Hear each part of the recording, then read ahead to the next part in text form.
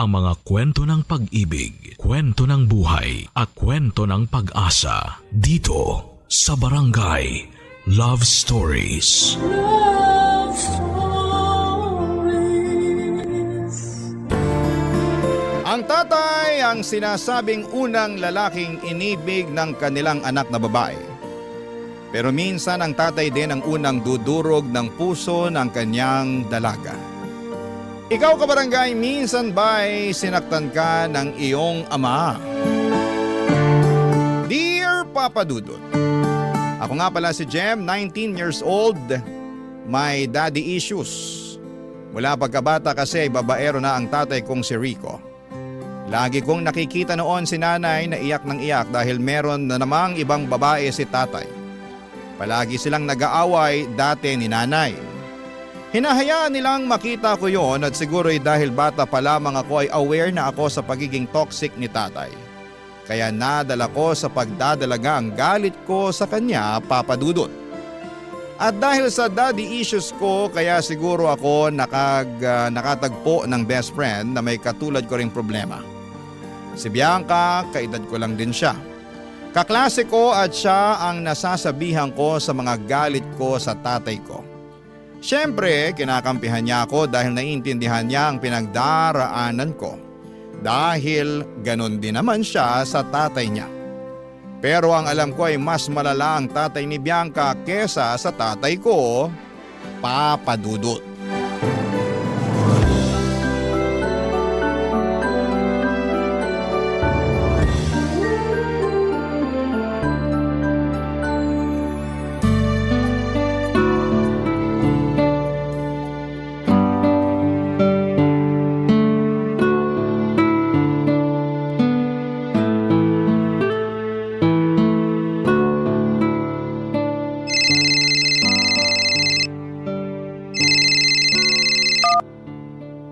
Hello? Beshi! Oh, Bianca. Bakit ka umiiyak? Beshi kasi! Ay, nako. Tatay mo na naman bang problema mo? Bakit? Meron pa bang bago? Ano na naman ba kasing nangyari? Gusto niya mag-shift ako ng course. Nursing na lang daw ang kunin ko para mabilis ako makapunta sa ibang bansa. Ha? Sira ulo ba siya? Kung kailan malapit ka ng graduate, tsaka ka naman niya gustong mag-shift? Hindi talaga nag-iisip yung tatay mo, no? Sarap ipaanod sa baha. Sinabi ko naman sa kanya yan. Pinaliwanag ko na malapit na ako makatapos. Tsaka journalism talagang gusto ko. Pero sabi niya, wala naman daw pera sa course ko. Sana, sinabi mo na yan ng passion mo. Hindi naman daw ako mapapakain ng passion ko. Ano bang klaseng tatay siya? Pangarap ng anak hindi masuportahan? Paano na yan? Susundin mo siya. Tumanggi ako. Pero alam mo naman si tatay. Kailangan, lagi siyang panalo. Kaya ikaw na naman tong nagpatalo. Ano bang gusto mong gawin ko? Labanan ko pa siya. Oo! Palagi ka na lang nagre-reklamo sa mga ginagawa sa'yo ng tatay mo eh. Paano ako makakalaban kung binubugbog na niya ako? Pinugbog ka na naman? Dahil lasing ulit? Drugs ulit? Binugbog lang niya ako dahil galit siya. Walang kahit na anong alak o droga. Galit lang siya dahil kinukontra ko siya. Alam mo ang tatay mo talaga kahit kailan eh, no? Ano nang plano mo? Susundin mo siya? Gusto kong takasan siya. Go! Suportahan kita dyan. Lumayas ka na sa bahay nyo. Mula nung namatay ang nanay mo, wala nang ginawang tama yung tatay mo eh. May konti pa naman akong ipon. Hihinto muna siguro ako ngayong sem para mag-work tapos… Ay hindi ka hihinto, Beshi. Sayang oh. Malapit ka nang matapos eh. Ituloy mo pa rin. Patunayan mo sa tatay mo na kaya mo kahit hindi ka niya sustentuhan. Gusto ko naman yung plano mo. Pero kung magpapakatotoo ako, hindi ko kaya, Beshi. Maghahanap ako ng uupahan ko. Siyempre, babayaran ko yun. Iba pa yung gastos sa pagkain ko. Magbabayad pa ako ng tuition. Beshi, paano kung sa bahay ka muna tumira? Mahal ka naman ni nanay eh. Parang anak na ang turing niya sa'yo. Nakakahiya, Beshi. Baka naman maging pabigat pa ako. Sabi mo nga halos gipitin na rin kayo ng tatay mo sa sustento. Tapos dadagdag pa ako. Ano ka ba? Magaling mag-budget si nanay. Tsaka tumulong-tulong ka na lang sa mga gawaing bahay para bayad ka na. Tapos kung makahanap ka ng sideline, edi yun. Mag-abot ka kay nanay kung may pasobra ka. Pero walang pressure. Maiintindihan ka ni nanay. Bala ko naman talagang maghanap ng trabaho eh. Isasabay ko na lang yun sa pag-aaral ko. Mag-aambag ako, syempre. Basta, Beshi, papayag ang nanay mo ha. Tsaka dapat, hindi magalit ang tatay mo sa akin. Baka isipin niya, dagdag pa akong palamunin. Hindi yan. Akong bahala. Oh, mag-impake ka na ha. Uuwi ka na sa amin, Beshi. Punching bag si Bianca ng tatay niya, Papa Dudut. Alam namin yon ni nanay kaya kampante lang din ako na i-offer ang bahay namin sa kanya kasi alam kong gusto rin siyang tulungan ni nanay. Halos maiyak nga ako noon at si nanay noong makitang bugbog sarado si Bianca noong dumalaw sa amin. At minsan pa ay pinilit siya ng tatay niya na sabayan siyang mag-drugs. Tinulungan namin siya ni nanay para ipabarangay ang tatay niya. Ipapahuli na rin sana sa pulis ang tatay niya kaya lang ay naawa si Bianca. Hindi rin niya matiis ang tatay niya. Minsan nga noong nakatambay si Bianca sa tindahan malapit sa bahay nila ay bigla siyang kinaladkad ng tatay niya. Akala noong tatay niya ay inaabangan ni Bianca ang boyfriend niya. Wala namang boyfriend si Bianca. Tumambay lang siya roon dahil ayaw niyang makaharap ang tatay niya sa bahay. Kasama kasi ng tatay niya noon ang mga kaibigan niya. Ang mga kaibigan ng tatay niya ay madalas malaswang tingin kay Bianca. Wala namang pakialam ang tatay niya kahit pinagnanasaan ng mga kaibigan niya si Bianca. Ganon kademonyo ang tatay niya, Papa Dudut.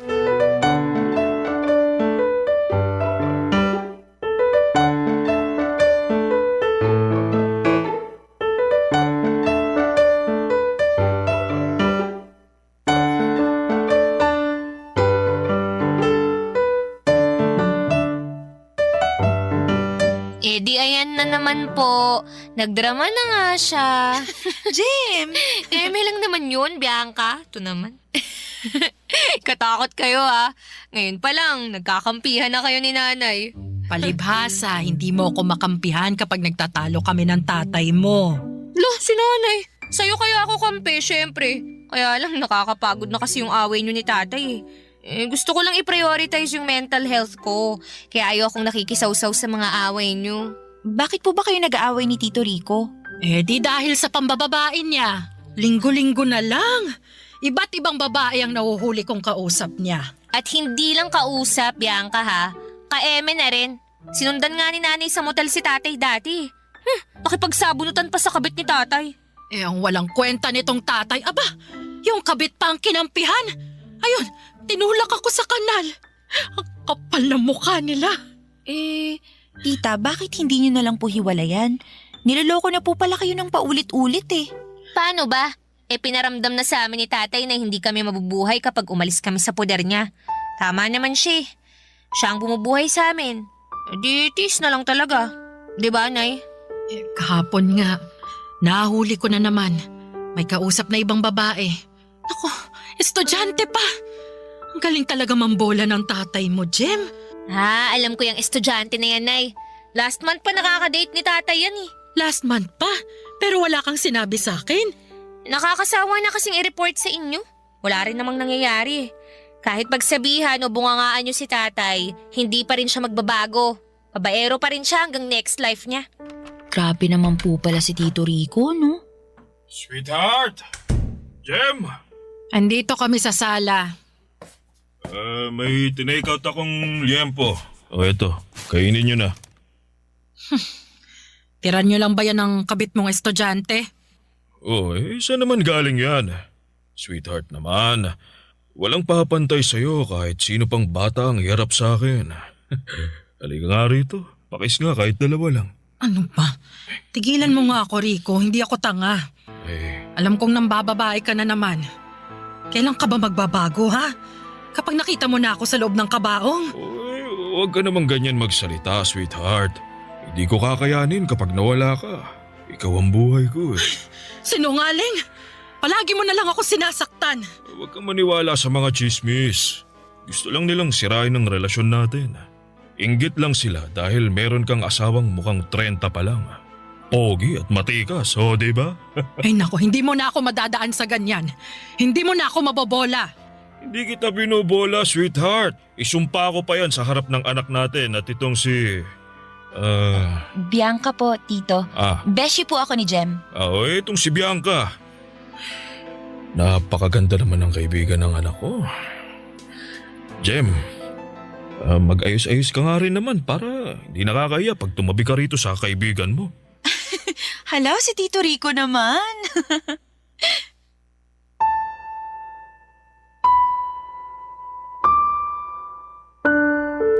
Papa Dudut, kumukulo na ang dugo ko noon kay tatay pero hindi ko na siya sinagot pa. Hindi ko na rin siya kasi kinakausap ng mga panahong yon. Ayoko na lang ma-stress kaya hinayaan ko na lamang siya. Alam ko namang wala ring patutunguhan kung mag-uusap pa kaming dalawa. Si nanay naman ay marupok pa rin dahil sa pambobola ni tatay. Tinanggap na lang niya ulit at parang walang nangyari. Parang hindi siya na-stress sa nalaman niyang bagong estudyanteng kabit ni tatay. Sobrang martir ni nanay, Papa Dudut. Alam niyo bang ilang beses nang nagkaroon ng sakit si tatay dahil sa pakikipagsiping niya sa iba't ibang mga babae? Nahawa na nga rin si nanay isang beses. Pero imbes na iwan ay mas lalo pang dumikit si nanay kay tatay. Dahil pinaramdam sa kanya ni tatay na wala nang ibang papatol kay nanay, lalo't nahawahan na siya ni tatay ng sakit.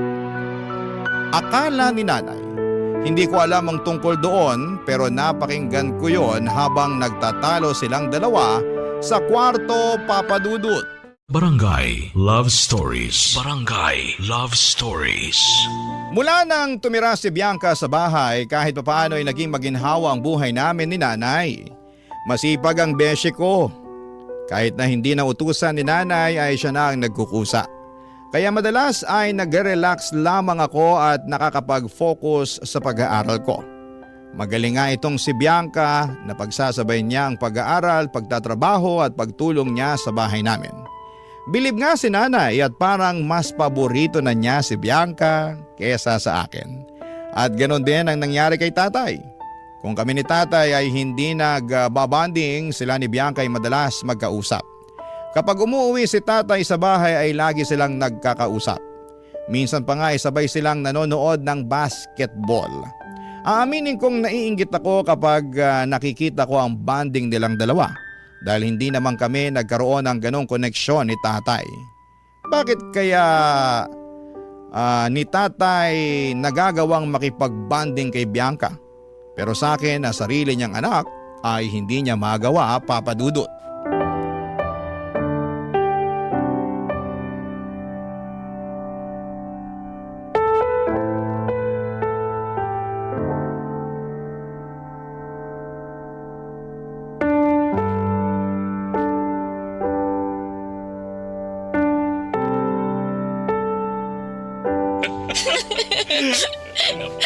Asan na ba si Bianca?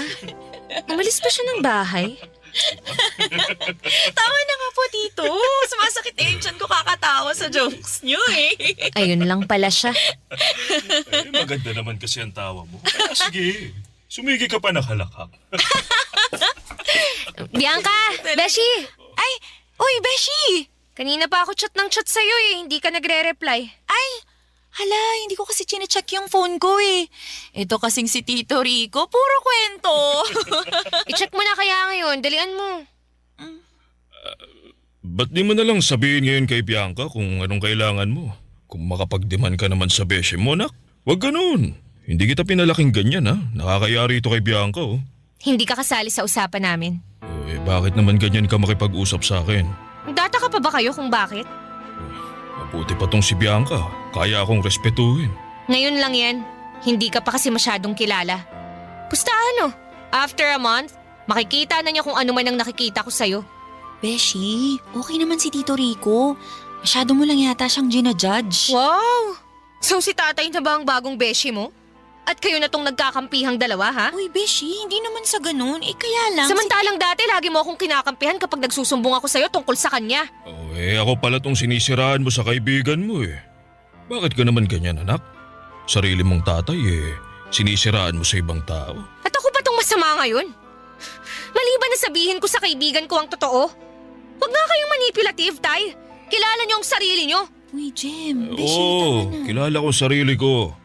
Alam kong mabuti akong ama. Hindi ako perpekto, pero ginutom ko ba kayo ng nanay mo? Pinabayaan ko ba kayo? Obligasyon niyong buhayin kami ni nanay. At saka kung makapagsalita naman kayo, akala niyo consistent kayong magbigay ng pera kay nanay. Kung hindi pa nga siya magmakaawa sa inyo, hindi pa kayo mag-aabot eh. Sa hindi naman palagi malakas ang kita ko eh. Matuto ka naman magpasalamat. Mabuti ka't hindi ako kagaya ng ibang amaryan na tinalikuran ng mga anak nila eh. Parang itong si Bianca. Pinabayaan na lang ng tatay. Di ako gagaya ron. Maayos ako. Di ako nangiiwan ng pamilya. Hindi nang iiwan, pero nang bababae naman. Beshi, huwag ka namang Kakampihan mo talaga si tatay, ha? Bakit hindi? Wala naman akong ginagawang masama. Ikaw lang tong gumagawa ng problema at ikagagalit mo, Jem. Nananahimik ako rito eh. Tapos pinagbumukha mo akong masama sa harapan ng kaibigan mo. Nakakahiya. Nakakahiya? Talaga ba, ha? Meron kayo nun? Beshi, hindi na tama yung pananalita mo sa tatay mo. Awat na. Oo, sige na. I-check ko na lang yung messages mo sa akin. Wag na. Magsama na lang kayo ni tatay. Tingnan mo tong batang to. Ang lakas ng toyo. Manang-mana sa nanay. Nako, kung masama lang akong tatay, sinaktan na kita eh. Kaso hindi ako ganon. Hindi ako kagaya ng tatay ni Bianca na nambubugbog. Babait ako. Umawat ka na nga, tay. Ikaw na tong kinakampihan ng best friend ko, oh. Kung ano-ano pang sinasabi mo dyan. Magsama kayo ni Bianca. Buisit!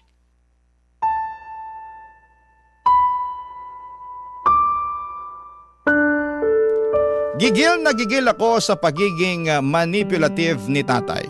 Ewan ko kung bakit naniniwala sa kanya si Bianca.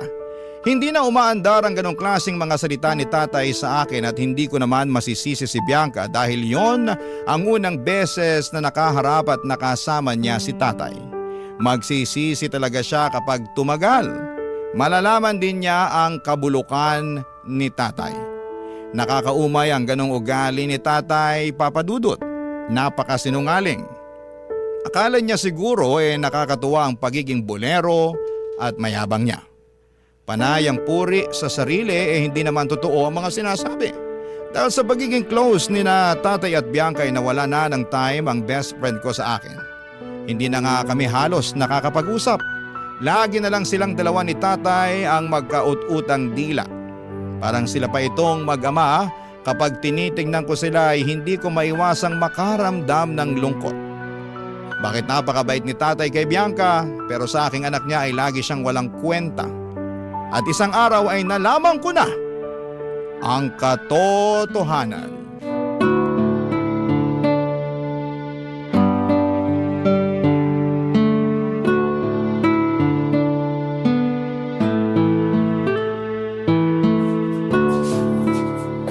Asan ba si Jem tsaka si tatay? Bakit palagi silang nawawala? Hanapin ko nga. Baka kung ano nang ginagawa ng mga yun. Teka. Ano yun? Anong ingay yun? Puntahan ko nga.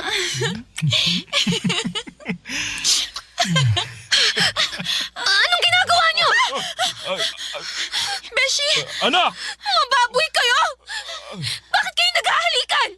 Bakit kayo nagyayakapan? Beshi, magpapaliwanag ako. Ibeshi mo yung mukha mo! Paano mo ito nagawa sa akin, Bianca? Bakit tatay ko pa ang pinatulan mo? Walang kasalanan si Bianca, anak! Kasi ikaw ang may kasalanan ng lahat! Manipulative ka kasi! Pinaniwala mo ang best friend kong mabuti kang tao! Porket alam mong may problema siya sa tatay niya, kaya inabuso mo ang kahinaan niya! Hindi totoo yan! Hindi namin sinasadyang mahulog sa isa't isa. Nangyari lang talaga ang dapat mangyari. Dapat mangyari? So ano tong ginagawa niyo? Dapat tong mangyari?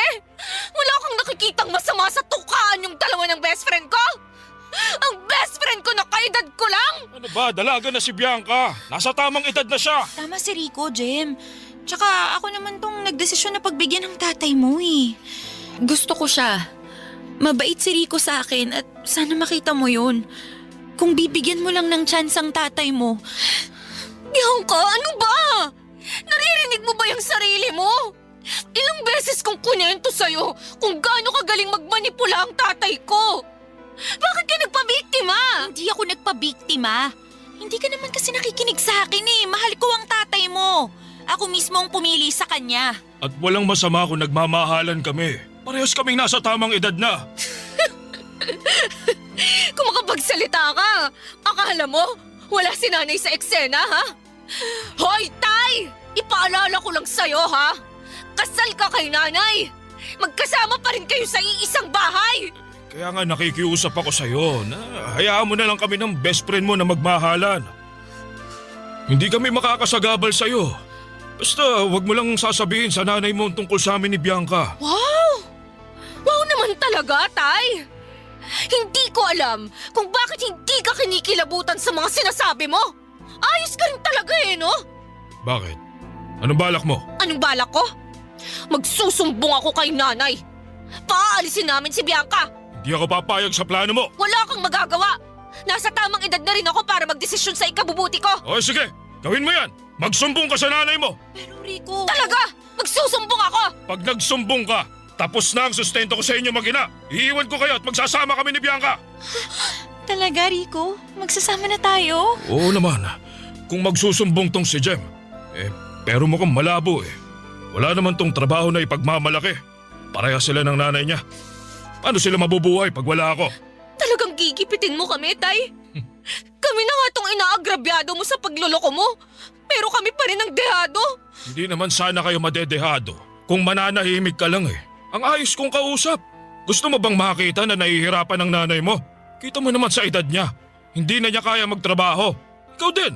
Sa huli, baka ikaw pang sisihin niya. Ang kapal ng mukha mo! Tsaka, Beshi, kapag nagsumbong ka, sisingilin na rin kita sa mga utang mo sa akin, ha? Ilang libo din yun. Saan ka kukuha ng pambayad mo? Oh, talaga? Inutangan ka pa pala nitong anak kong batugan na to? Di paano ba yan? Magsusumbong ka pa ba? Ha, Jem? Talo ka na oh. Wala kang panlaban sa amin ng beshi mo.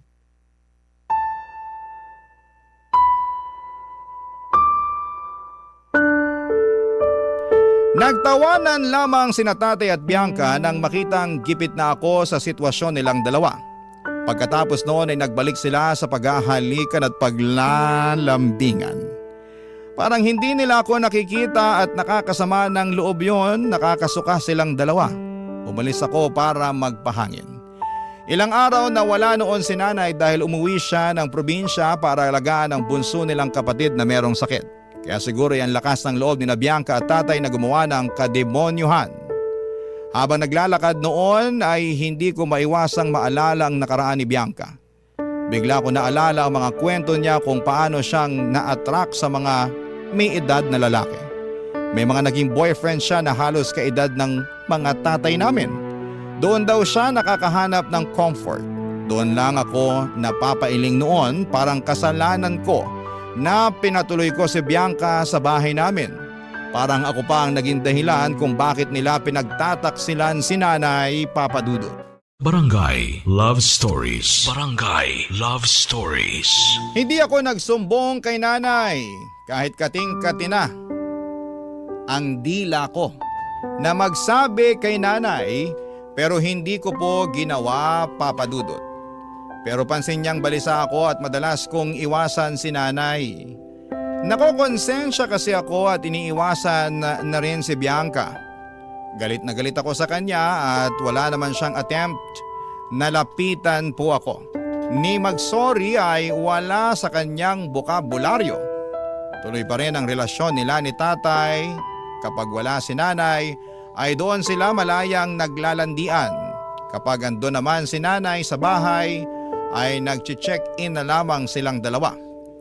Sobrang bigat sa pakiramdam na itago ang sikreto nilang dalawa, Papa Dudut.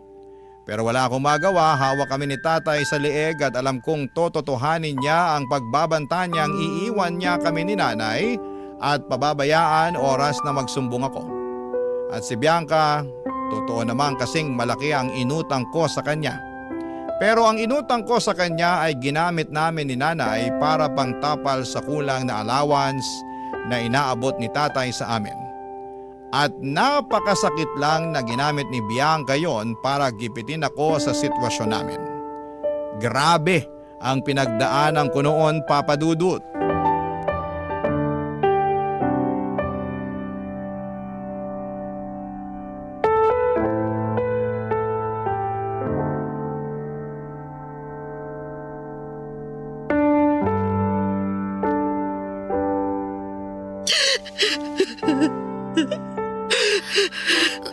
Oh, Nay, bakit po kayo umiiyak?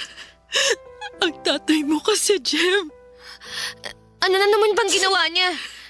May kutob ako na meron na naman siyang bagong kabit. May bago pa ba dyan? Hindi ka na nasanay, Nay. Alam ko namang lagi siyang may kabit, anak. Hindi siya nawawala ng babae. Alam ko rin naman yun. Pero iba kasi ngayon eh. Anong ibig niyong sabihin? Hi, tita! Hi, Jem. Hi, Bianca. Anong pinag-uusapan niyo? Wala kang pakialam. Ito talagang beshi ko. Wala na naman sa mood. Si tita na nga lang ang kausapin ko. Tita, anong meron? Parang pinagsakluban ka ng langit at lupa ah.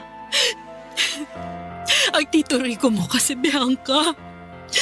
Alam kong may babae siya. Oh, meron ulit? Nagtataka ka ba? Sino kaya yun, no? Nahuli niyo po ba si Tito? Hindi pa. Mag-iimbestiga pa ako. Alam niyo tita, kung ako lang po, hayaan niyo na po si Tito. Mabait naman po siya eh. Puro trabaho nga lang ang inaatupag niya. Para may uwi siya sa inyo, di ba? Hindi eh. Hindi, Bianca. Alam kong may mali na. Ibang babae ang inaatupag niya. O anong nakakatawa, Beshi? Niloloko na nga nanay mo, ganyan ka pa kumakatawa. Ay, nako. Concern ka kay nanay? Oo naman. Kasi parang nanay ko na si tita. Huwag ka ngang tumawa yan, Jem. Problemado lang ako rito. Ay, nako. Hayaan niyo na si tatay, Nay. Hindi na yun magbabago. Kung meron man siyang ibang babae, na sigurado akong meron, wala ka nang magagawa. Pero kailangan ko pa rin gumawa ng paraan para matigil yon. Alam mo bang, bawas na naman ang binibigay niyang pera sa akin? Kasi sigurado ako, binibigyan niya ng pera ang kabit niya. Ay, oo no. Siguro yung pera ni tatay. Pinambibili niya ng sapatos tsaka bag ng kabit niya. Ano sa tingin mo, Beshi? Ganun kaya yun? Hindi naman siguro gagawin yun ni Tito. Sa inyo pa rin ni tita napupunta ang pera niya. Talaga lang ah. Ano ba to? Tumatawag na naman yung inutangan ko ng bigas natin. Teka nga at sasagutin ko lang. Hoy, Jem. Isang beses pa napaparinggan mo ako ng ganito sa harapan ng nanay mo. Humanda ka. At anong gagawin mo? Isusumbong kita kay Rico. Diyan ka naman magaling eh. Magsumbong sa tatay ko. Oo. At gagalingan ko pa lalo para iwanan niya kayong mag-ina. Ganyan ka talaga kasama, Bianca. Sumasama lang ang ugali ko kapag kinakalaban na ako. Beshi.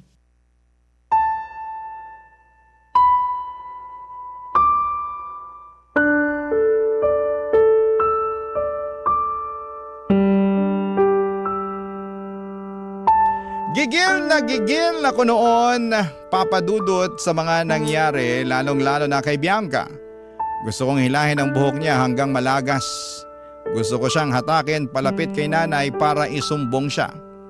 Pero hindi ko ginawa at alam kong malaki ang hawak niyang panlaban sa akin. Talo ako kapag nagsumbong ako. Hinayaan ko siyang pagbantaan ako at hinayaan ko siyang malditahin ako at sa isang iglap ay nawala lahat ng amor ko kay Bianca. Nawala ang pagmamahal ko at respeto ko sa kanya dahil sa pagiging kabit niya sa tatay kong walang kwenta.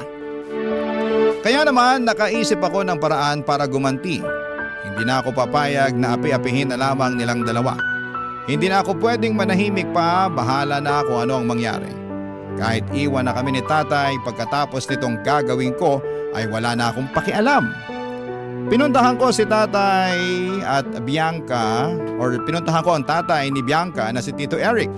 Sinumbong ko si Bianca at ang relasyon nila ng tatay ko. At tulad nga ng inaasahan, nagalit ang tatay ni Bianca at napakasaya ko.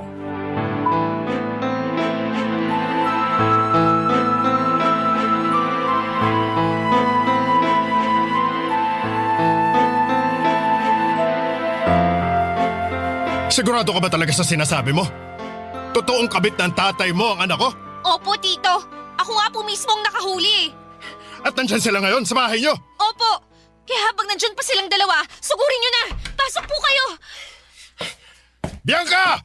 Bianca, asan ka? Lumabas ka, ngayon din! Ano nangyayari rito? Sino ka?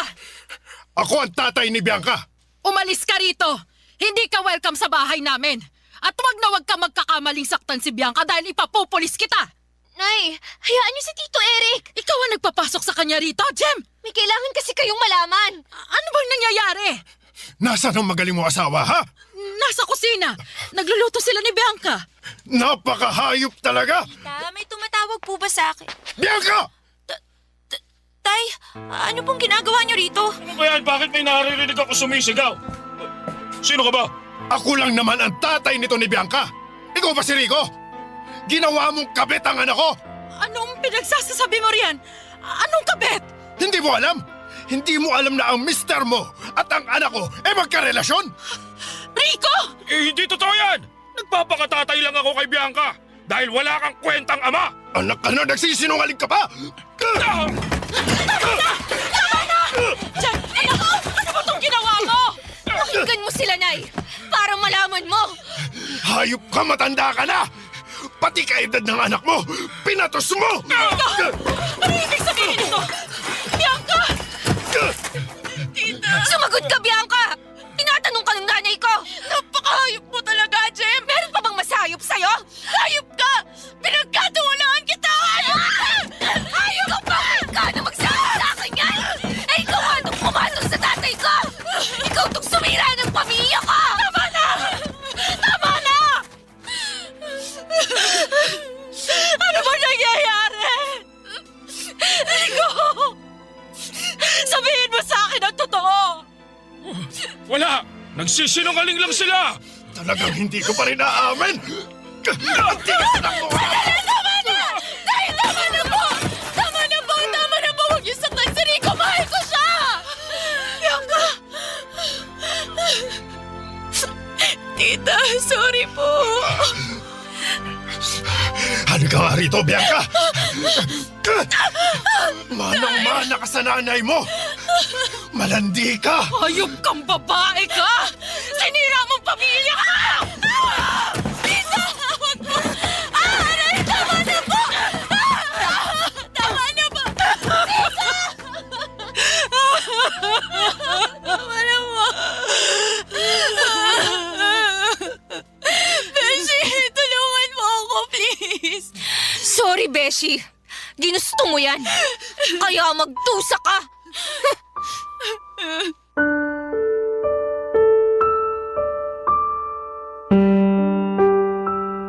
Papadudot masakit sa dibdib na makitang nasasaktan ang nanay ko dahil sa mga nalaman niya. Pero mas mabuti na yon para magising na siya sa katotohanan. Hinayaan ko siyang saktan si Bianca at ganon din si Tito Eric. Hinayaan niyang masaktan ng todo si Bianca para madala ito. Sa unang pagkakataon ay kampi ako kay Tito Eric. Pagkatapos noon ay kinaladkad na nito si Bianca paalis sa bahay namin. Wala nang nagawa si tatay pagkaalis ng magama. Kami naman ang binalikan ni tatay, pinagmumura niya si nanay pero lumaban na si nanay. Nakipag-iwalay na si nanay kay tatay, inunahan na niya si tatay. Natauhan na nga si nanay at wala kong kasing saya ng mga oras na yon. Mabuti na lang talaga at nagsumbong ako kay Tito Eric.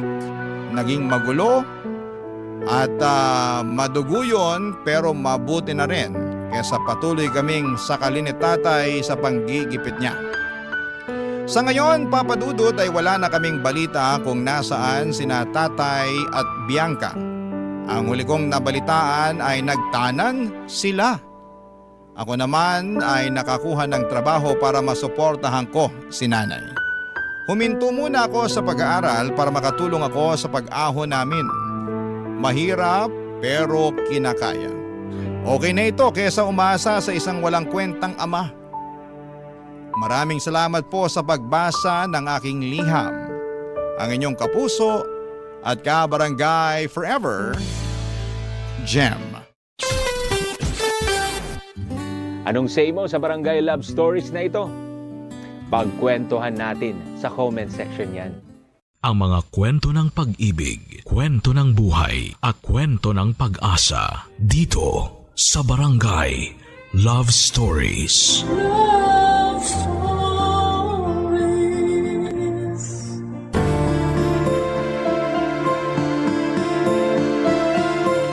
Kapag may bago tayong ginusto at hindi agad natin nakuha, normal na malungkot tayo o magdamdam sa Diyos.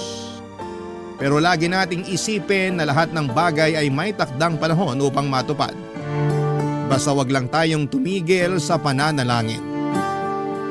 Ikaw kabarangay, meron ka bang hiling na gusto mong matupad? Dear Papa Dudut, hindi ako relihiyosong tao pero paborito kong Bible verse ang sinasaad ng Kawikaan chapter 19 verse 14. Tungkol po ito sa pag-aasawa. Ayon dito, bahay at mga kayamanan ay minamana sa magulang. Ngunit ang mabait na asawa ay galing sa Diyos. Minsan ko yung narinig nang naimbitahan akong umaten sa isang church service taong 2019. Doon ko nakilala si Ryla na kapwa ko first timer sa simbahang yon. Pero hindi na naulit ang pagkikita namin dahil sa pandemic. Noong December 2021 ay para bang kusa kaming pinagtagpo ng kapalaran. Nagkita kami sa isang bookstore sa mall sa Mandaluyong. Nakamask pa ang mga tao noon dahil pandemic pa, pero unti-unti nang nasasanay. Doon nagsimula ang constant communication namin hanggang sa niligawan ko siya. Matapos nga ang 2 buwan ay sinagot niya ako, Papa Dudut. Tawagin niyo na lamang ako sa pangalang Tuti. 31 years old at isang web developer. Pero bago ko napunta sa posisyon kong ito, ilang taon din akong namasukan bilang katukatulong ng tiyo ko sa tindahan niya ng mga karne sa palengke ng Araneta, Cubao. Wala rin kasing anak ang tiyuhin ko kaya malaking pabor talaga na tinutulungan ko siya sa kanyang business. Pero sinabi ko sa kanya na gusto ko namang sumubok ng ibang trabaho. Bagay na sinang-ayunan niya. Mahusay kasi ako sa computer at gusto ko sanang gamitin yon sa larangan na may kinalaman dito. Nagsimula ang job hunting ko taong August 2022 at kasama ko na noon si Ryla dahil magka-live-in na kami. Kaya lang ay hindi naging madali ang paghahanap ko ng trabaho dahil nagka-problema ako, Papa Dudut.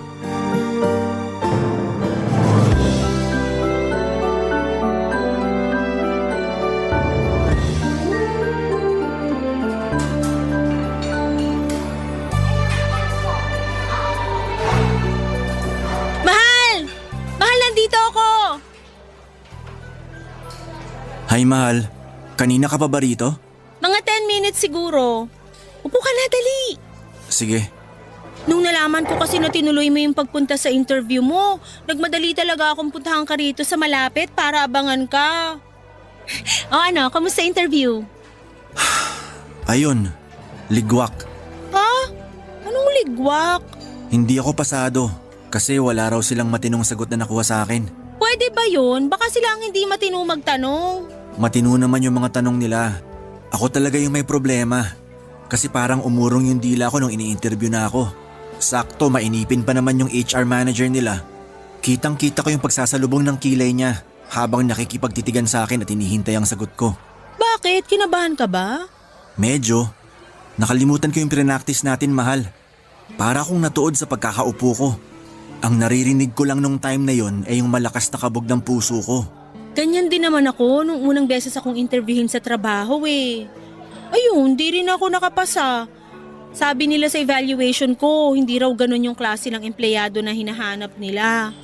Dapat daw attentive at may kumpiyansa sa sarili. Saan ko naman uhugutin yun? First time ko nga lang mag-apply, di ba?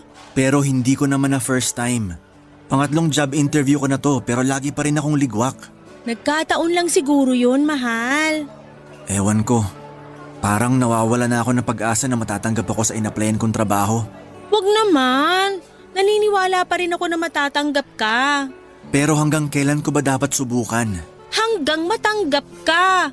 Dapat lalo ka magpursige. Alam ko na pursigido ka naman. Pero habang wala pang tumatanggap sa'yo, wag kang sumuko. Magpatuloy ka lang. Thanks, mahal. Oh, bakit malungkot ka pa rin? Nahihiya na kasi ako sa'yo. At bakit ka naman nahihiya sa akin? Kasi grabe yung suporta mo sa akin. Pinapractice mo ako sa pagsagot ng interview. Tapos kapag wala kang pasok sa trabaho sinasamahan mo pa ako o di kaya inaantay pagkatapos ng interview ko. Katulad ngayon pero ano? Pero laging bad news yung sinasabi ko sa'yo. Ayoko lang makita na malungkot ka mula sa pagiging excited na malaman kung anong result ng interview ko. Wala namang kaso yun. Normal na reaksyon yun kasi umasa tayo na matatanggap ka. Pero hindi ibig sabihin mawawala na tayo ng pag-asa. Alam mo, nakikita ko sa'yo na determinado ka. Masipag ka rin at matyaga. Siguro sa ngayon pinanghihinaan ka lang ng loob dahil nga sa nangyari kanina sa job interview mo. Pero wag mong hayaan na kainin ka ng pagkabigo mong yun. May kasabihan nga na try and try until you succeed. Hindi ba try and try until you die? Sira, hindi ka pwedeng mamatay. Kailangan mo munang matanggap sa trabaho. Joke lang. Pero thank you talaga kasi ang comforting na mga sinabi mo. Narealize ko tuloy na tama ka. Dapat subukan ko pa rin. At wag ako basta-basta sumuko. Yan, ganyan nga. Kaya hayaan na muna natin yung nangyari sa interview mo kanina. Kumain tayo ngayon ng masarap, mag-celebrate tayo. Bakit naman tayo magse-celebrate? Hindi naman ako nakapasa. Pero pumunta ka pa rin sa interview. Humarap ka doon kahit kabado ka. Yun palang worth it na para i-celebrate. Kaya wag ka nang kumontra dyan. Ako na bahala, okay? Okay, pero ako na o-order. Ako na. Steady ka lang dyan. Carry ko na to.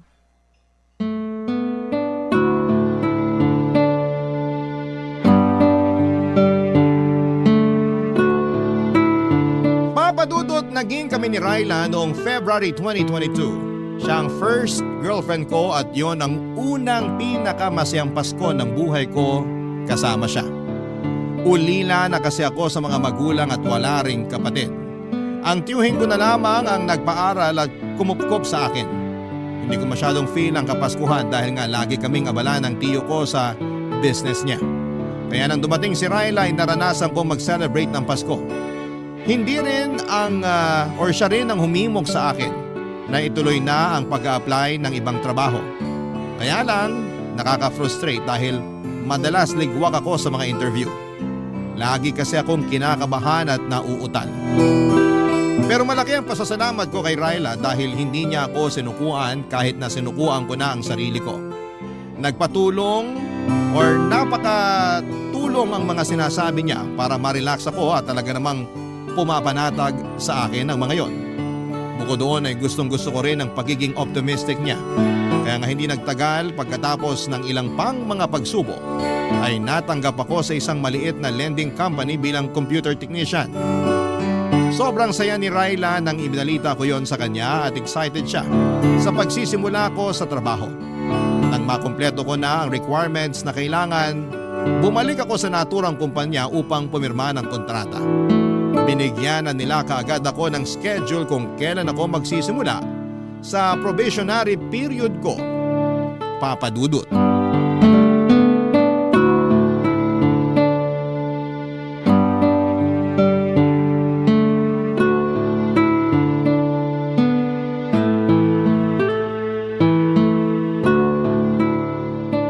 Ito, pinagluto kita ng lunch.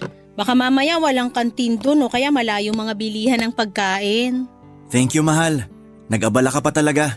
Aba, mag-aabala talaga ako kasi unang araw mo sa trabaho ngayon. Excited ka na ba? Oo, pero kabado rin ako. Bakit ka naman kinakabahan? Kasi ngayon pa lang ako magtatrabaho sa isang kumpanya. Kayang-kaya mo yan. Magaling ka naman makisama eh. May mga suki ka na nga sa tindahan ng tsuhin mo. Di ba nakwento mo na hinahanap-hanap ka nila pag bumibili sila ng karne? Oo, pero iba pa rin yung environment dun sa papasukan ko. Sigurado, iba-iba rin ugali ng mga katrabaho ko. Alam mo, hindi mo naman responsibilidad na makuha loob ng lahat ng katrabaho mo eh. Kasi pumasok ka doon para magtrabaho, hindi para i-please yung ibang tao. Sa bagay, may punto ka. Ganyan din kasi ko nung unang araw ko sa trabaho noon. Parang lahat gusto kong kaibiganin. Bida-bida ba? Akala ko kasi kailangan yun para magtagal ako sa trabaho o gumanda yung tingin nila sa akin. May iba naman akong nakaklose. May iba na ayaw sa akin kahit wala naman akong ginagawang masama. Tapos, narealize ko na lang na oo nga pala. Hindi ako nag-apply dun para makipagkaibigan.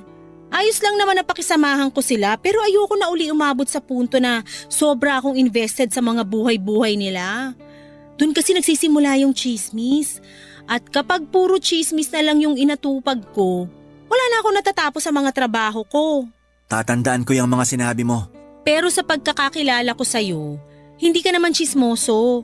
Kaya siguro hindi ka masyadong madadala sa mga ganon. Ay, pero teka, alam ko na kung saan ka dapat umiwas. Saan? Eh di dun sa mga babaeng lalandi sa'yo. May ganun ba dun? Aba oo, talamak yung mga ganon sa trabaho. Kahit nga may asawa na o boyfriend, pag natipuhan ka, lalandiin ka talaga. Haharot-harutin ka. Hindi naman ako magpapaharot sa kanila, mahal. Dapat lang.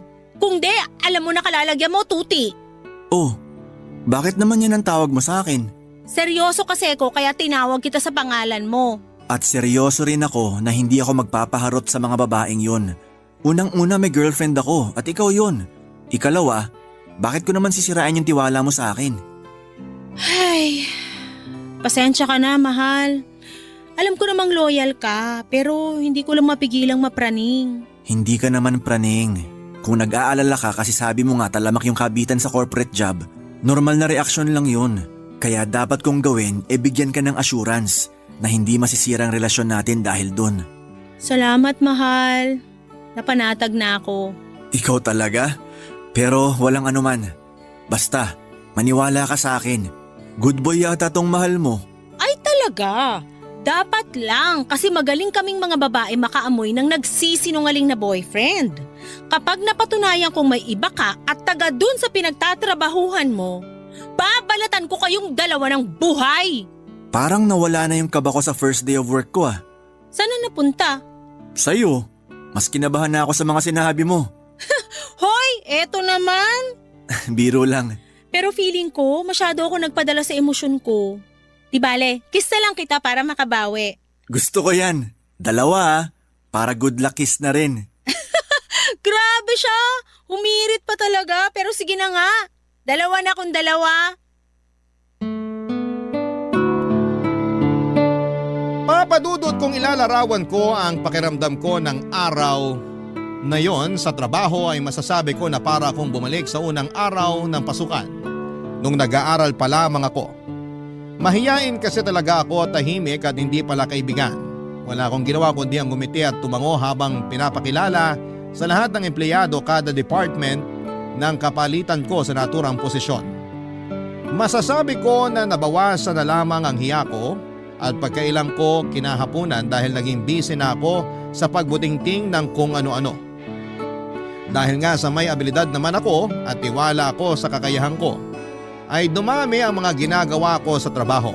Kumbaga'y naging all around ako at wala naman akong reklamo dahil nagsisimula pa lamang ako. Nakakapagod oo pero masaya naman ako dahil hindi na karne ng baboy at manok ang binubutingting ko. Hindi naman po sa ingrato ako, sobrang nagpapasalamat ako sa tiyuhin ko dahil kinupkop at pinag-aral niya ako.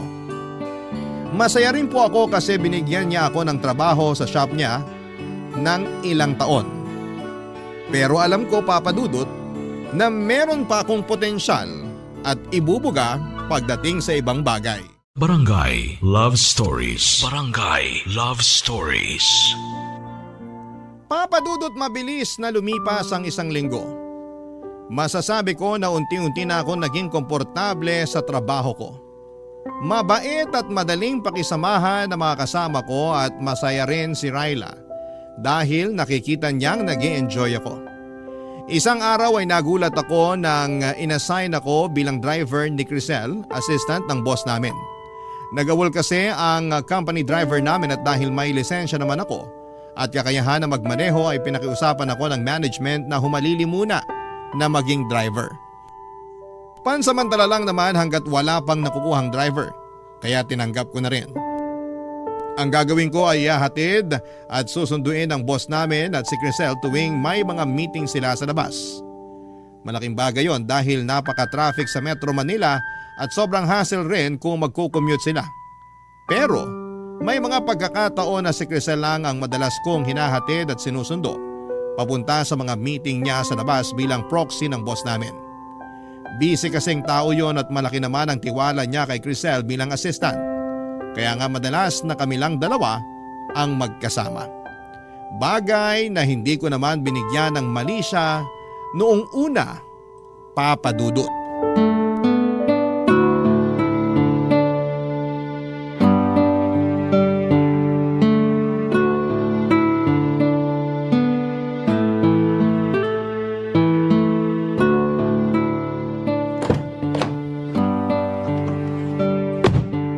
Kumusta po, ma'am?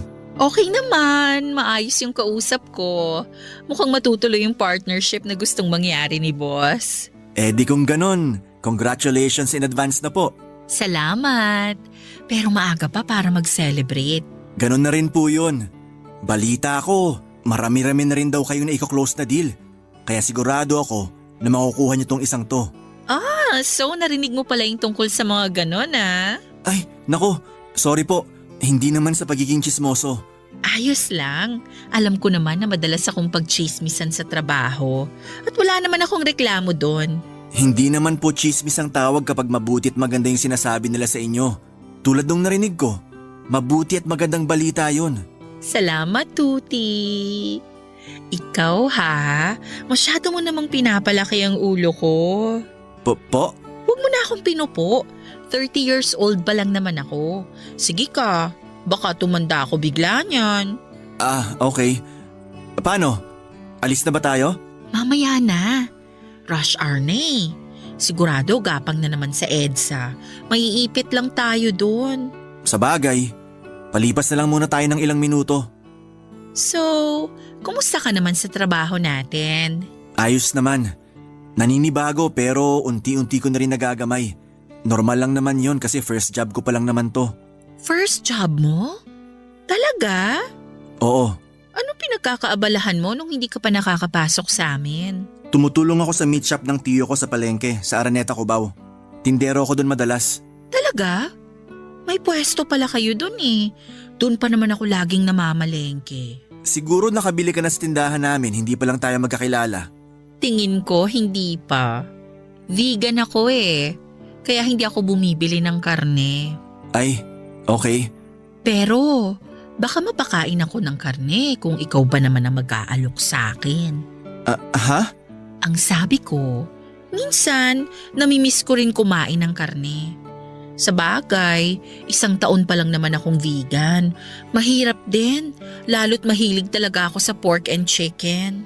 Pero matagal na rin yung 1 taon. Kaya kung ako sa'yo, ituloy-tuloy mo lang. Lalo na simulan mo na. Sabi nga ng girlfriend ko, huwag kang sumuko sa bagay na gusto mong makamit. May girlfriend ka na pala? Oo, meron na. Matagal na kayo? Mag-1 taon pa lang sa December. Bago pa lang pala. Pwede pa. Pwede pang ano? Sabi ko, pwede na siguro tayong umalis. Suungin na natin yung traffic. Meron pa kasi akong pupuntahan pagka-out ko sa trabaho. Nako, sana kanina nyo pa sinabi. Para naman nakaalis na tayo. Ayos lang, wala namang kaso. Hindi naman ganun kahalaga yung pupuntahan ko. Sigurado kayo? Oo. Baka nga hindi na ako tumuloy kasi nagbago na pala ang isip ko. Baka magmukmuk na lang ako sa bahay habang inuubos ko yung natira kong bote ng wine.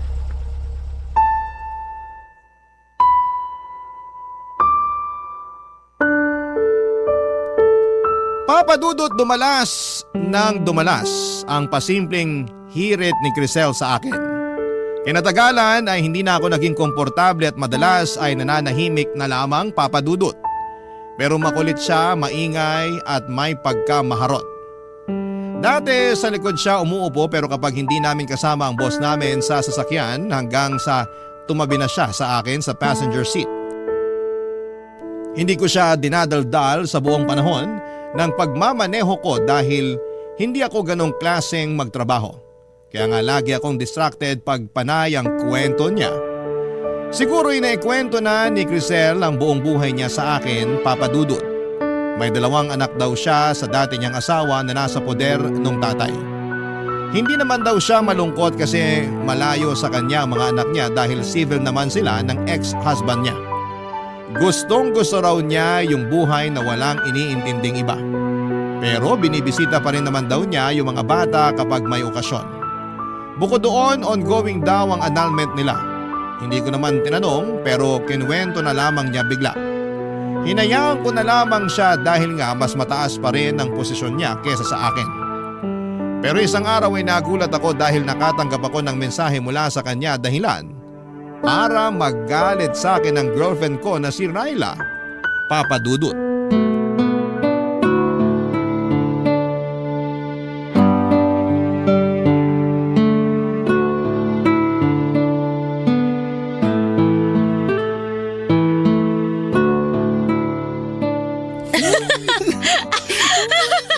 Mahal naman eh.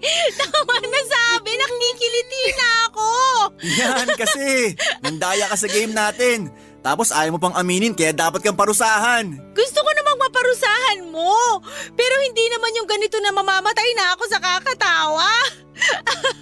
Kinakabag na ako tsaka sakit na lampang ako. Nako, parang alam ko na ibig sabihin ng ngiti mong yan, mahal. Aba dapat lang. Hindi lahat ng gusto ko kailangan sabihin ko. Dapat ramdam mo na yon. Uy, may nag-text sa'yo. Sino raw? Basahin mo nga. Unknown number eh. Ang sabi. Aray ko naman, mahal. Bakit ka ba namamalo? Dapat nga sipain ko pa mukha mo eh. Sino to nag-text sa'yo? Bakit ganito mag-text to? Ha? Tingin nga. Ayan, basahin mo. Ang sabi, I love you daw. Sino yan? Hindi ko kilala to, mahal. Kilala mo to. Imposibleng random text to. Sino yung sabi eh? Baka na wrong send lang. Teka, tatawagan ko nga para pagsabihan.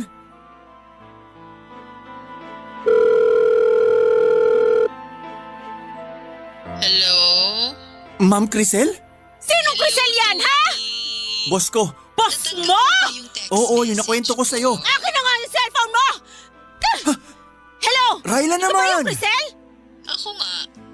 Eh ikaw, sino ka? Makinig ka ha? Ila-loudspeaker ko to. Sino ba to? Ako lang naman si Ryla, girlfriend ni Tuti. Yung sinabihan mo ng I love you. Oops! Sorry. Na-wrong send lang ako, ate. Medyo lasing na kasi ako kaya naduling na ako sa mga contacts ko. Siguraduhin mo lang. Dahil kung hindi... Wala naman akong intensyon na landiin yung boyfriend mo Akin na nga yung cellphone ko. Pasensya na po kayo, Ma'am Crisel. Hindi na po mauulit. Humingi ka rin ng pasensya sa kanya, mahal. Ayoko! Bakit ako hingi ng pasensya dyan? Ryla naman. Alalahanin nung boss ko pa rin to. Pasensya na. Walang problema. Basta next time, dahan-dahan sa pagiging palengkera ha. Ang cheap mo kasing pakinggan kanina O siya, bye! At ako pa talaga yung cheap na palengkera? Ang kapal ng muka! Mahal, huminahon ka nga muna. Paano ko hihinahon nakakabastos yung Crisel na yon? May I love you pang nalalaman? Akala ba niya naniniwala ako sa kanya na wrong send lang siya? Malay mo nagsasabi naman siya ng totoo.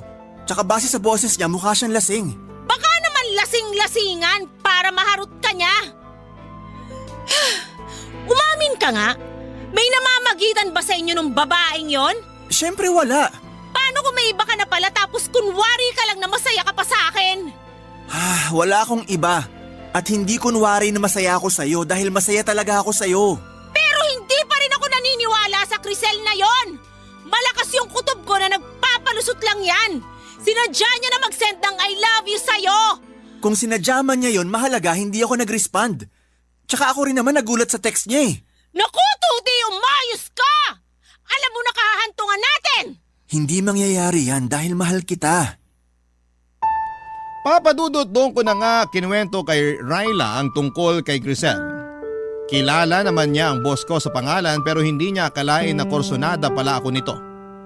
Pero nilinaw ko sa girlfriend ko na wala akong gusto kay Crisel. At dahil may tiwala naman sa akin si Ryla ay nagkabati rin kami ng araw na yon. Abot langit ang kaba ko at patong-patong na inis naman ang naramdaman ko kay Crisel dahil sa pagte-text niya sa akin ng I love you. Kinabukasan sa trabaho ay nagsorry siya sa akin at nakainom lang daw talaga siya ng mga panahong yon. Akala ko ay okay na pero hindi pa rin pala, Papadudot. Alam ni Crisel na may girlfriend na ako pero hindi pa rin siya tumigil sa kakalandi sa akin. Kahit na kinausap ko na siya at sinabihang hindi ako komportable.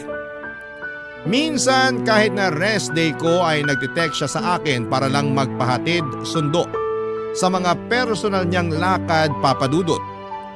Nag-o-offer na lamang siya ng extra pay pero tinatanggihan ko siya. Barangay Love Stories. Papadudot, dahil sa pagtanggi ko kay Crisel na ihatid sundo siya tuwing rest day ko, ay hindi naging maganda ang imahe ko na nakarating sa boss namin. Nang mga panahong yon ay kakaisang buwan ko pa lamang sa trabaho. Hindi pa ako nare-regular at natatakot ako na baka makaapekto ang mga pinaparating niyang negatibong komento tungkol sa akin sa boss namin kapag lumabas ang evaluation ko. Bukod doon ay laging pinagmamalaki ni Crisel na marami siyang kilalang abogado kaya wala raw akong laban sa kanya sakaling magreklamo ako. Ka-close din niya ang karamihan sa mga katrabaho namin at kampi ang mga ito sa kanya. Sa katunayan, may isang beses na narinig kong pinagchichismisan nila ako. Nagsipulasan na lamang sila noong makita akong dumating at dahil maliit lang naman ang opisina namin ay talaga namang dama ko kapag meron silang pinag-iinitang empleyado. Isang araw ay hindi na ako nakatiis kaya kinausap ko na nga si Crisel, Papadudot.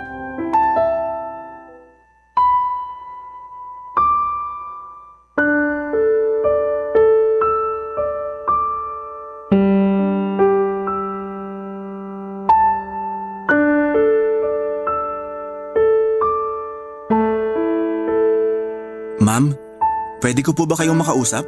Marami akong ginagawa eh. Tungkol saan ba yan? Hindi na kasi ako komportable na laging bukang bibig ng mga tao rito sa kumpanya. Kung pagchismisan nila ako, akala mo nakagawa ako ng masama. Nako, maling tao ang kinakausap mo, Tuti. Dapat ilapit mo yung concern mo sa HR, hindi sa akin. Ayoko naman pong may mamemohan. Kaya nga kayo na lang kinausap ko.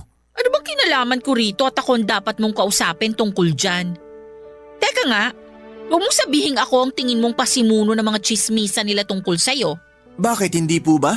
Aba, sumusobra ka na. Baka nakakalimutan mong mas mataas pa rin ang posisyon ko sa'yo. Hindi ko po nakakalimutan yun. Pero ginagamit nyo na lang sa akin yung posisyon nyo para mapasunod nyo ako. At nung hindi nyo ako nakuha, siniraan nyo ako sa mga katrabaho natin dito. At kahit na sa boss natin, kung ano-ano pa rin yung sinasabi nyo. O ngayon, alam mo na kung anong kaya kong gawin. Mali ka talaga ng binangga. Matagal na akong nagtatrabaho rito. Kabisado ko na ang galawan ng bawat empleyado, lalong-lalo na ni boss.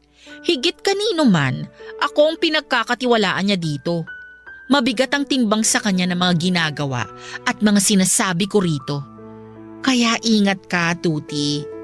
Pwede kong bulungan si boss pag nairita ako sa'yo. Pero wala naman akong ginawang masama sa inyo para siraan nyo. Wala nga, pero matigas ka eh. Hindi ka madala sa mga pasaring ko sa'yo. Hindi ka makuha sa simpleng paglandi. Masyado kang loyal dun sa girlfriend mong palingkera. Huwag mong pagsasalitaan ng ganyan ng girlfriend ko. Labas siya rito. Oh, ang sweet naman, pero nakakasuka kayo. Sa bibig nyo na mismo galing. Nilalandi nyo ako kahit alam nyo na may girlfriend ako. Sino sa atin na nakakasuka? Hoy, Magdahan-dahan ka sa sinasabi mo. Nagsasabi lang naman ako ng totoo. In case nakalimot kayo kung hanggang saan lang kayo. Alam mo, so far, ikaw pa lang yung bukod tanging lalaki na hindi ko nakuha. Lahat kasi ng nilandi ko, bumibigay sa akin. Pero ikaw, mailap ka. Bakit ba kasi masyado kang loyal sa girlfriend mo? Kasi mahal ko si Ryla. Ay, hindi naman totoo yung pagmamahal na yan. Napatunayan ko ng hanggang salita lang yan. Sa una lang yan masaya, pero sigurado ako na sa bandang huli, masusuka ka na sa umay. Sigurado ako, iiwan ka rin ni Ryla. Kasi, ganyan ka lang. Anong ganito lang ako? Yung walang binatbat, walang ipagmamalaki. Yung tipong dehado pa na maregular sa trabaho. Kaya sigurado ako na kapag hindi ka natanggap dito, back to zero ka na naman. Wala kang karapatang sabihin yan. Hindi mo ako kilala. Hindi na kita kailangang kilalanin ng husto para masabi ko na wala kang kwenta. Kilala na kita dahil inoobserbahan kita. Di ba ilang job interview na ang binagsak mo bago ka nakapasok dito sa amin? Paano mo nalaman yan? Siyempre, close ko yung HR dito. Close ako sa lahat ng empleyado ron. Kaya marami akong alam sa'yo. Pero hindi naman basihan yun para tratuhin mo ko na para bang wala na ako mararating sa buhay.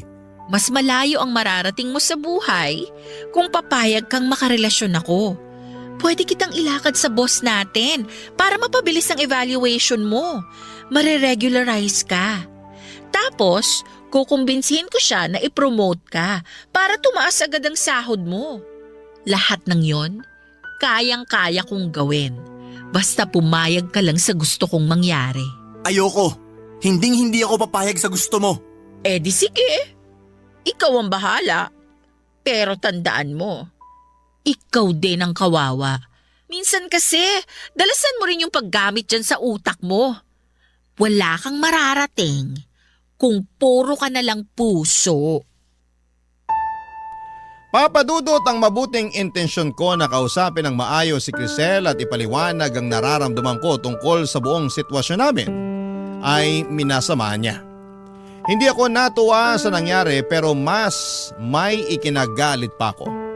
Yon ay ang matapos niyang totohanin ang sinabi niyang mas sisiraan ako. Hindi lang sa boss namin kundi sa lahat ng kapwa namin empleyado sa kumpanya.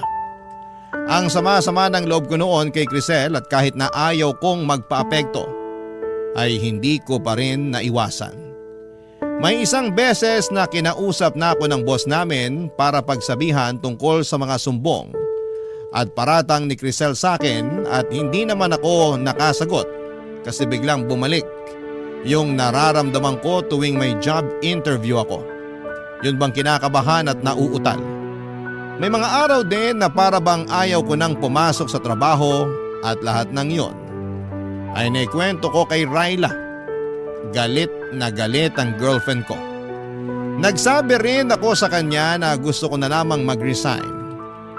Inunawa ako ni Ryla at sinuportahan niya ang desisyon ko. Mabilis nga na lumipas ang 1 linggo at nagulat na lamang ako dahil biglang sumulpot sa nirerentahan naming apartment si Crisel, papadudot.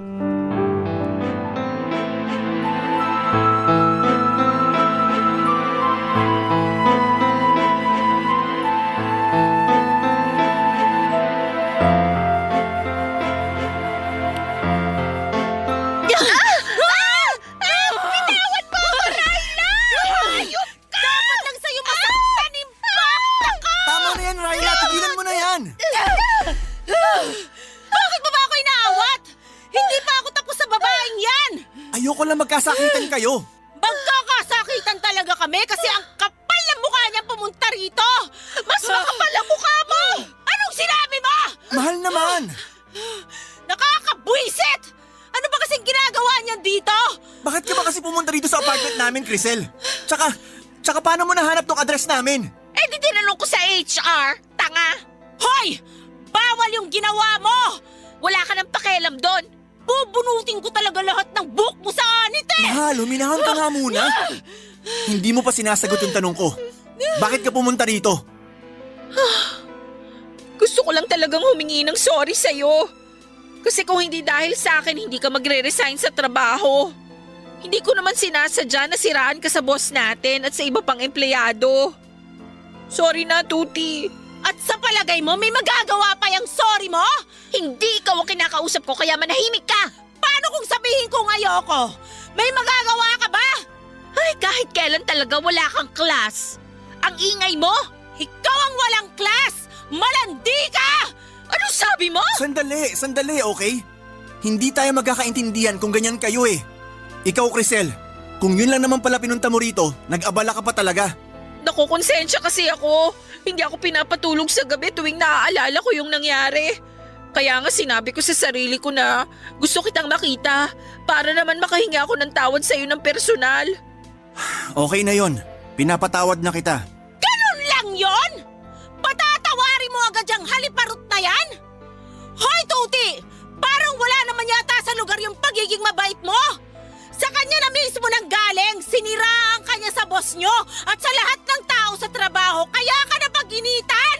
Oo nga. Pero para matapos ng lahat at umalis na si Crisel dito, sige, handa naman akong patawarin siya. Ewan ko sa'yo! Para naman nagtatanga-tangahan ka! Makakaalis ka na, Crisel. Huwag ka na rin magpapakita sa amin. Teka lang, sandali! Ano ba bang kailangan mo? Pinatawad ka na ng boyfriend ko! Umalis ka na dito! Teka, madaling-madali ka naman na umalis ako. Aalokin ko pa nga si Tuti na bumalik sa amin para magtrabaho. At bakit naman niya gagawin yon? Para maging personal driver mo? Tapos magpapahatid sundot ka? Raila, huwag ka naman magsalita ng ganyan. Ang kapal kasi ng mukha niyang babaeng yan eh! Sige na kasi. Umayag ka na, Tuti. Sorry, pero ayoko na ulit bumalik sa kumpanya na yon. Kaya makakaalis ka na. Tanga lang ang tatangge na hindi bumalik doon. Huwag kang ang tanga, Tuti. Hindi nga raw, di ba? Bingi ka ba? Hindi ka makaintindi? Manahimik ka! Ikaw ang manahimik! Masyado kang mapapel! Napaka-desperada mo! Ayaw na nga bumalik ng boyfriend ko sa inyo eh! Kaya umalis ka na dito bago ko mataluban yung mukha mo! Papadudot na awat ko naman si Raila nang sabunutan niya ulit si Crisel. Muli ay kinumbinsin naman niya ako ni Crisel na bumalik sa kumpanya na pinagtatrabahuhan niya pero tumanggi muli ako.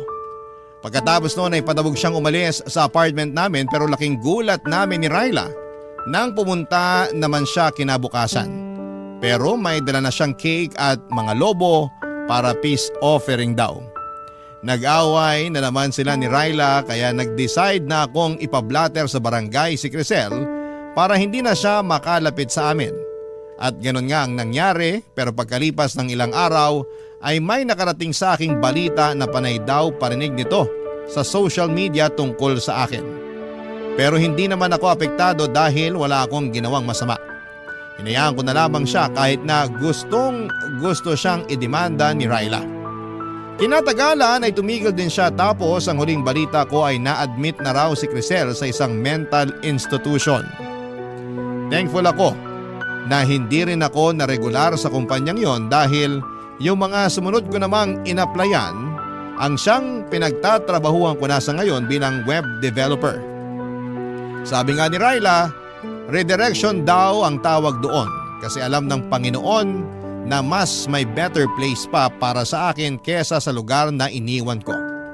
Kaya nga payo ko sa mga kabarangay natin ay huwag matakot sumubok at huwag din kaagad sumuko. Mabalik tayo doon sa paborito kong Bible verse na tungkol sa pag-aasawa. Yun kasi ang bukang bibig sa akin ni Raila matapos niyang mag-yes sa wedding proposal ko sa kanya nitong Valentine's Day ng 2024. Sinabi niya sa akin na nahanap na raw niya ang kanyang Kawikaan 19 verse 14 sa katauhan ko. At sa susunod nga na taon ay plano na naming magpakasal ng babaeng pinakamamahal ko na walang iba kundi si Raila. Hanggang dito na lamang po ang sulat ko, Papa Dudut, at maraming salamat po sakaling mapili po ninyong i-ere sa programa ninyong Barangay Love Stories. God bless po and more power sa inyong istasyon. Ang inyong forever kapuso at ka-barangay, Tuti. Barangay Love Stories. Barangay Love Stories. Kwentuhan naman tayo dito sa comment section. Nagustuhan ng iyong napakinggan? Ituloy yan via live stream sa www.gmanetwork.com/radio. Barangay LS 97.1